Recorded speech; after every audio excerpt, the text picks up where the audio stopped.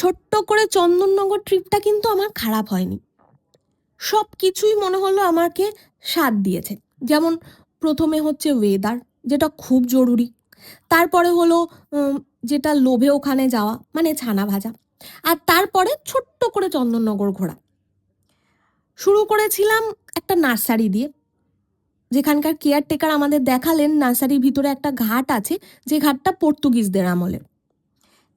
Nursery থেকে বেরিয়েই দেখলাম লাইন দিয়ে কিছু পুরোনো দিনের বড় বড় বাড়ি, যেগুলো দেখে মনে হচ্ছিল কেউ হাতে এঁকে গেছে। আর সিনেমা সিরিয়ালে যেরকম হয় না বাড়িগুলো, ঠিক সেরকম লাগছিল।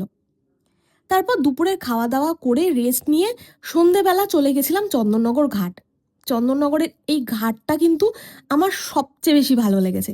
এত পরিষ্কার পরিচ্ছন্ন, এত সুন্দর। লোকে ইভিনিং ওয়াক করছে, ছোট ছোট ছেলেমেয়েরা বসে আড্ডা মারছে, আবার অনেকে দেখলাম হাতে গিটার নিয়ে গানও গাইছে ঘাটের ধারে। আর আরও কি ভালো লেগেছে জানো তো, ওই সন্ধেবেলায় গঙ্গা থেকে তুলে আনা ফ্রেশ মাছগুলো ঘাটের ধারে বিক্রি হচ্ছে। খুব লোভ হচ্ছিল, কিন্তু কিছু করার নেই।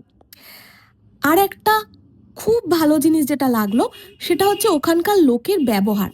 সকালবেলা যিনি আমাদেরকে মিষ্টির দোকানে নিয়ে গেছিলেন, টোটো দাদা, উনি আমাদের চিনতে পারলেন সন্ধেবেলা। আর উনি এসে আমাদের বললেন যে দিদি, আপনারা একবার আলো ট্যুরিজমটা ঘুরে আসতে পারেন, খুব সুন্দর। তাই ওনার কথায় চলেও গেছিলাম। যদিও গিয়ে বুঝলাম যে একটু আলো থাকতে থাকতে আলো ট্যুরিজমে আসলেই ভালো হতো, অত অন্ধকারে ঠিক বোঝা গেল না। ফটো তুলতে গেলে কিন্তু জায়গাটা পারফেক্ট।